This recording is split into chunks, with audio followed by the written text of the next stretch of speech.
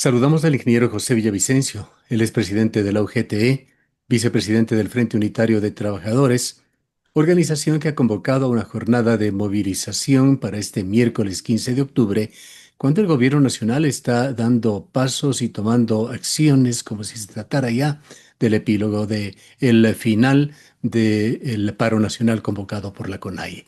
Quisiera explicarnos, ingeniero Villavicencio, esta acción del Frente Unitario de Trabajadores y de los sindicatos. Gracias.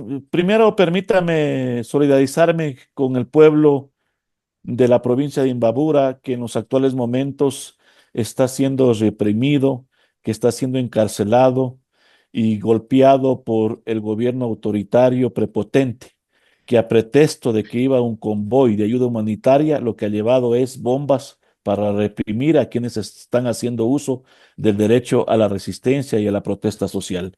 Esto demuestra que el gobierno no quiere sentarse a discutir, a dialogar con los diferentes sectores. Y en ese marco es lo que el Frente Unitario, nuestra central sindical UGT, hemos convocado a una jornada de movilización para este 15 de octubre en todo el país como parte del paro, como parte del derecho a la resistencia y a la protesta social para seguir demandando del gobierno que atienda las principales necesidades, que derogue el decreto que incrementa el precio al diésel, que declare en emergencia tanto el sistema de educación y salud, que resuelva los problemas del empleo y que pare con los despidos, porque en este feriado acaban de despedir a más trabajadores de Petroecuador y de otras instituciones.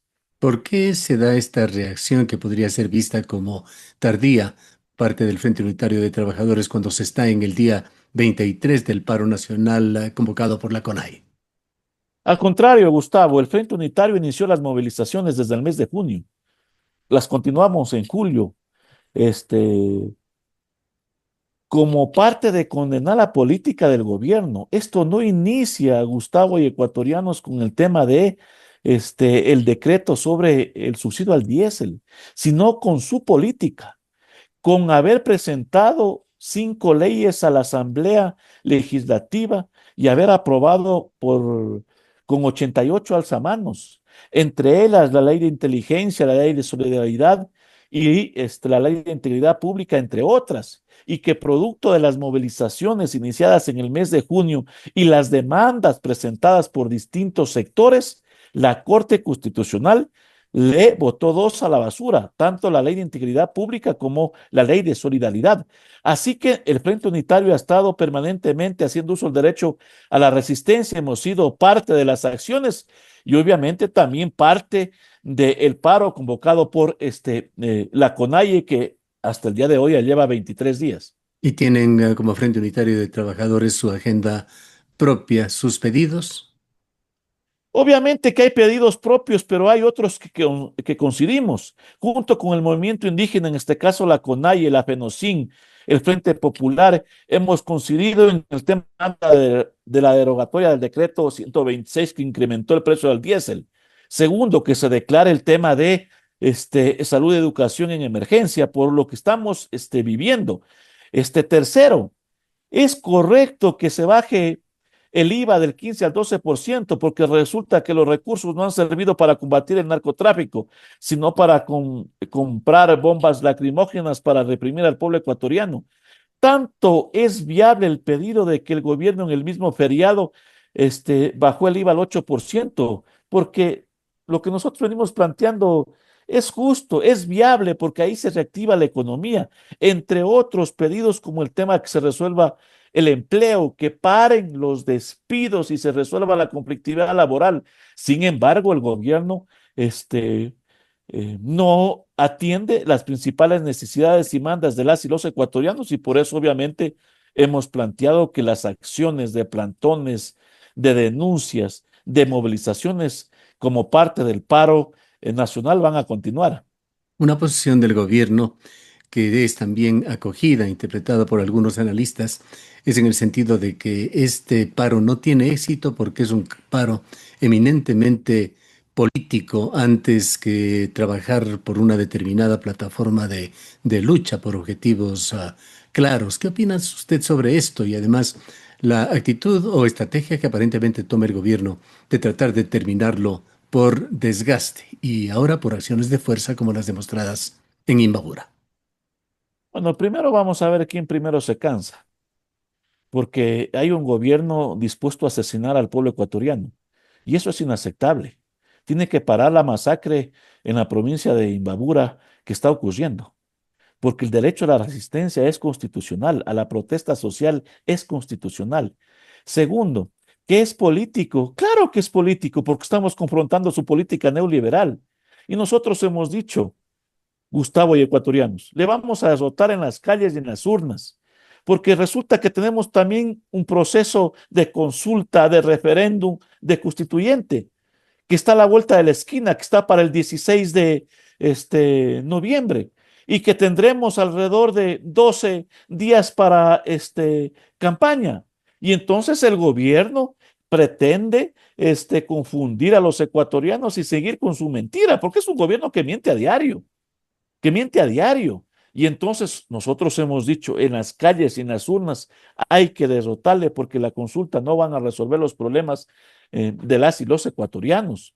Entonces, bueno, ahí no se equivoca cuando dice que es político, porque la confrontación es política y a su política neoliberal y obviamente de incapacidad que ha tenido de resolver los problemas de las y los ecuatorianos.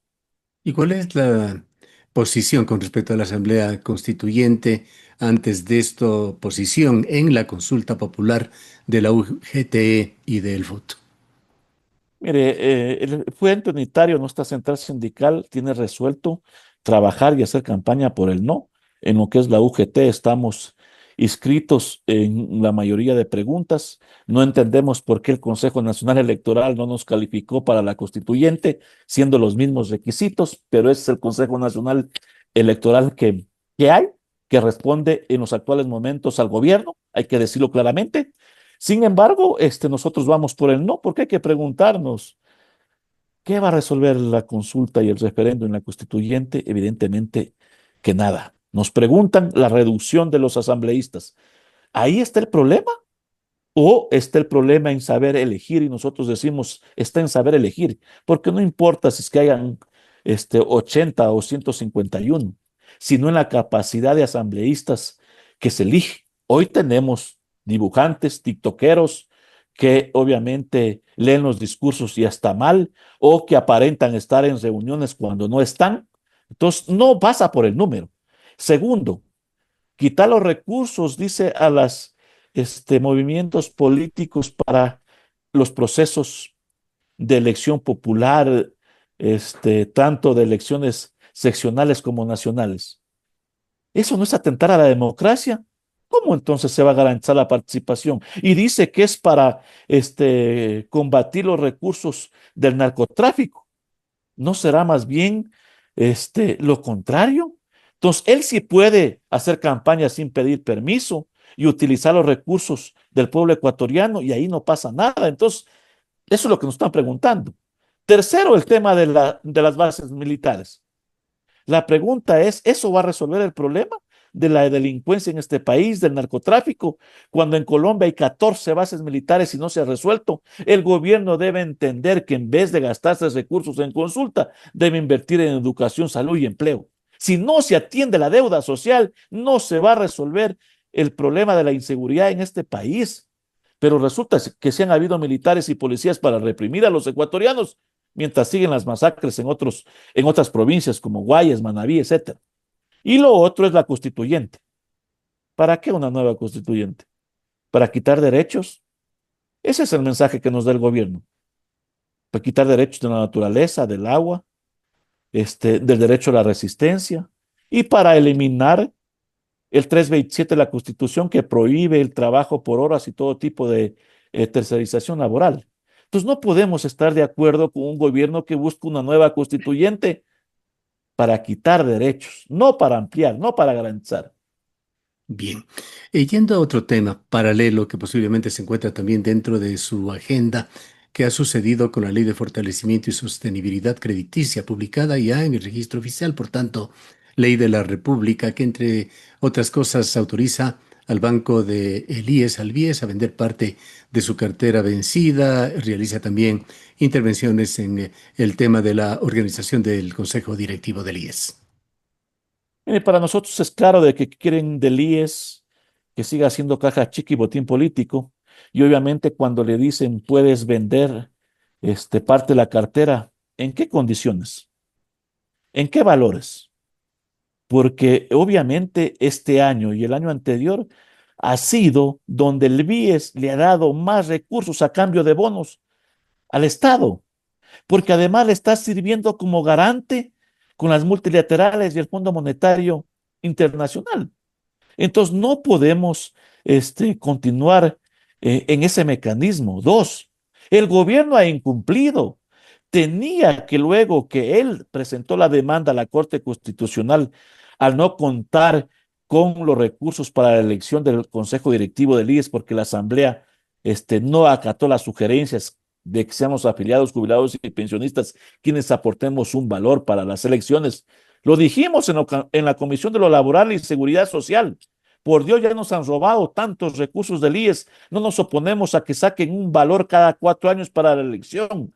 No tomaron en consideración y el gobierno demandó porque no habían recursos para la elección.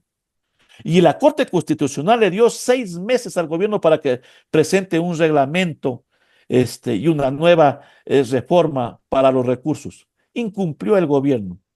Entonces, obviamente quiere seguir controlando el consejo directivo del IES para que responda al gobierno de turno, al gobierno actual, y eso evidentemente que no podemos permitir. En las próximas horas vamos a presentar la demanda de inconstitucionalidad de esta famosa ley de fortalecimiento. Nos aprestamos a ir al Congreso Nacional de Afiliados, Jubilados y Pensionistas este sábado en la ciudad de Guayaquil como parte, obviamente, de la defensa del patrimonio de los ecuatorianos, que es fundamental la defensa del IES para que no siga siendo caja chica ni botín político de ningún gobierno de turno. Así que continuamos en la defensa del IES y en las acciones que acabamos de anunciar.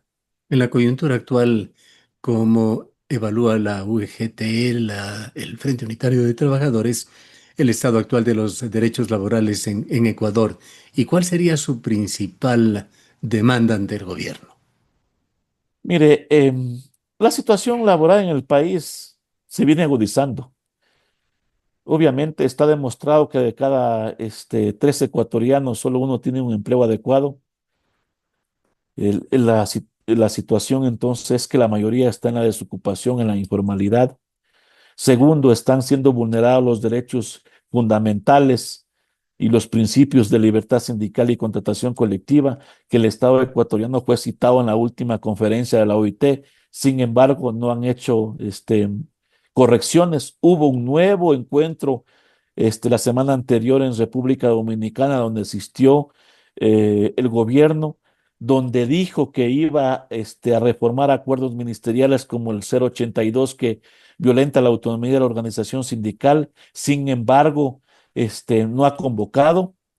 Vuelve el día de hoy a posesionar un Consejo Nacional del Trabajo y Salarios solo con gente que avaliza su política de despidos, de política antisindical, de congelamiento salarial por más de 10 años. O sea, la misma práctica de los anteriores gobiernos, que no esté gente que tenga opinión distinta, diferente. Entonces, es una situación muy compleja el tema del empleo, el tema laboral en nuestro país. Eh, la marcha que harán el día miércoles de esta semana, miércoles 15, más allá de lo que esta significa por sí misma, ¿qué es lo que persigue? Está el Frente Unitario de Trabajadores, están los sindicatos de Ecuador en este paro con el carácter de indefinido. Nosotros hemos dicho claramente, vamos a continuar en las acciones, vamos a continuar en las movilizaciones como parte del paro. Este, el gobierno ha ratificado su represión y plantea de que ya se debe terminar hoy, a más tardar mañana. Nosotros hemos dicho, eso no pasa por una declaración de un ministro o de un gobierno prepotente, autoritario, sino obviamente pasa por que se siente a discutir las diferentes necesidades y demandas de los distintos este, sectores. Así que esto no se va a terminar, va a continuar y lo que pase de aquí en adelante, el único responsable será el gobierno, porque la principal violencia la está generando el gobierno con su política, con su represión. Volviendo al tema de la Asamblea Nacional Constituyente, ¿qué es lo que más les preocupa en caso de que ésta sea aprobada el próximo 16 de noviembre? Bueno, nosotros estamos trabajando y estamos seguros que el pueblo ecuatoriano le va a decir contundentemente que no. Sin embargo, nosotros hemos dicho claramente, no pasa por el número de asambleístas de reducir de 151 a 78 o más menos, porque hasta hay un tema de discriminación, pues. Resulta que quieren nuevamente concentrar en las principales provincias, como Guayas, Pichincha, Manabí, Azuay, asambleístas, y el resto les disminuyen. Eso es hasta discriminación, porque obviamente necesita una representación, legítima, que ratificamos el hecho pasa por el tipo de personas y de asambleístas que se eligen, no por el número. Si es que se continúa viendo desde esa forma, la realidad no va a cambiar, salvo que el gobierno quiera legalizar la polarización que pretenden seguirla ubicando. Este, Novoa y correísmo. Y entonces reduzco el número de asambleístas para tener el control total frente a una polarización que, entre comillas, existe, dejando a un lado a las minorías y a los otros partidos y movimientos. Entonces nosotros decimos, la situación no va en el marco de garantizar una verdadera participación y una verdadera democracia. Las cosas no cambian por el tema de reducir asambleístas, sino de la capacidad y de hacer conciencia del tipo de asambleístas que tenemos que elegir las y los ecuatorianos. ¿Piensa usted finalmente que este paro va a desaparecer, va a extinguirse tal como espera el gobierno, utilizando esta mezcla de ignorar a la CONAIE, la organización que llamó originalmente al paro, ignorar a los dirigentes laborales, no abrir puertas del diálogo y más bien con acciones de fuerza tratar de impedir bloqueos en vías y otro tipo de manifestaciones? Esto no va a parar por este decreto del gobierno o de sus ministros, sino cuando el gobierno escuche al pueblo ecuatoriano. Y entonces se equivoca el gobierno si es que dejando a un lado a la CONAIE, a las organizaciones sindicales y sociales, va a parar. Esto va a continuar y ratificamos lo que pueda pasar de aquí en adelante. El único responsable es el gobierno y tiene que parar con la represión, con la masacre, a la provincia de Imbabura y al pueblo ecuatoriano, que lo que hacemos es hacer un uso legítimo del derecho a la resistencia y a la protesta social. ¿La convocatoria del FUD es exclusivamente para Quito o están también convocadas las organizaciones en otras ciudades del país?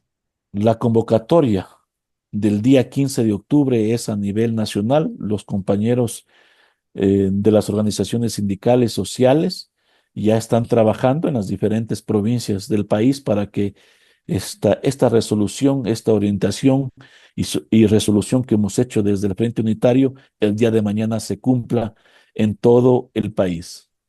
Bien, le agradecemos mucho por haber estado con nosotros. Gracias. Declaraciones del ingeniero José Villavicencio, presidente de la UGTE, vicepresidente del Frente Unitario de Trabajadores.